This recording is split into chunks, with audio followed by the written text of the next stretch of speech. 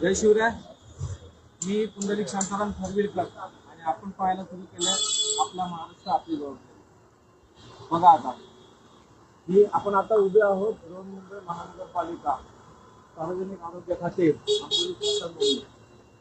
आणि या स्मशानभूमीच्या बाजूला एक बोर्ड लागलाय. आजचा जो आपला विषय आहे तो या बोर्ड संदर्भातला आहे. त्याच्यावर लिहिलं आहे अंबोली स्मशानभूमीचे नूतनीकरणाचे काम आमदार श्री अमित साटम यांच्या प्रयत्नाने करण्यात आले.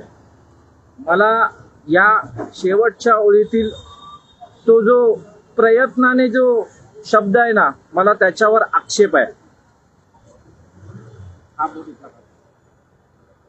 आता आक्षेप का आहे, आक्षेप काय आहे हे मी तुम्हाला सांगितलं. आणि आक्षेप का आहे ते, हे पेपर जेवढे आहेत ना हे मी खाली जोडणार आहे, पण तरी सुद्धा मी तुम्हाला दाखवतो. थोडं जवळ आहे. हे आहे आम आदमी पक्ष युवा आघाडी. कोण आहे हा? तन्मय पुंडलिक खरवीलकर. बघा, आणि ह्याची तारीख बघा 24/8/2022. हा बघा स्टॅम्प इथे, महानगरपालिकेचा हा स्टॅम्प. आणि त्याचा विषय बघा काय आहे, अंबोली स्मशानभूमी मधील दुरुस्ती आणि देखभाल करण्याबाबत. हा त्याचा पत्ता, हा त्याचा पूर्ण मायना. आणि याच्यामध्ये जे लिहिलेलं आहे ते मी खाली जोडणार आहे, त्यामुळे तुम्हाला ते नक्कीच वाचायला मिळेल. आणि हे एवढंच नाहीये, तर ह्याचा पाठपुरावा म्हणजे प्रयत्न खरोखर कुणी केले, प्रयत्न केले या तन्मयने. बघा,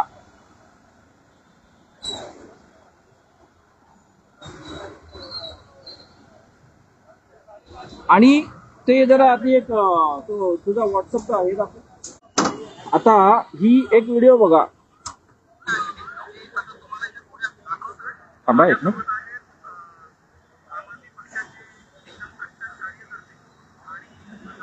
ते फिरवायचं कुठे?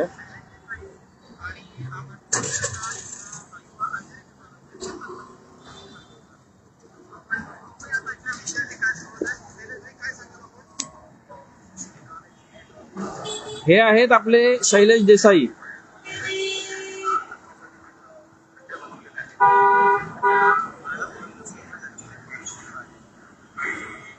हात का इथला.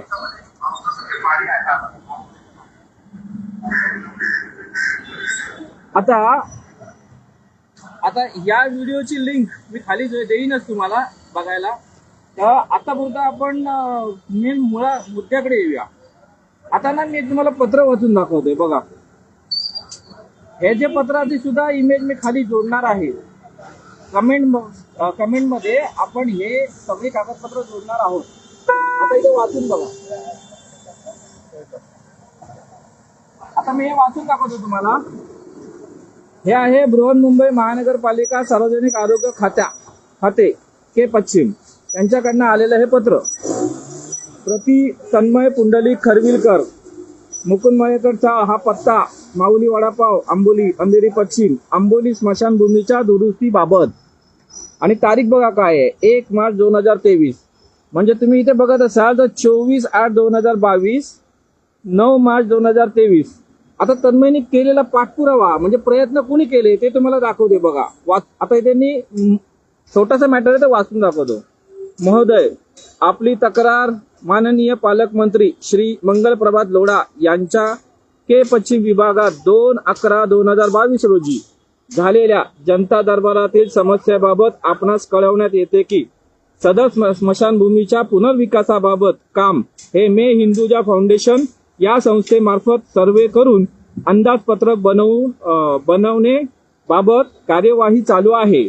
आपल्या माहितीसाठी वैद्यकीय आरोग्य अधिकारी के पश्चिम MOH के वेस्ट ही त्यांची सही आणि ही तारीख.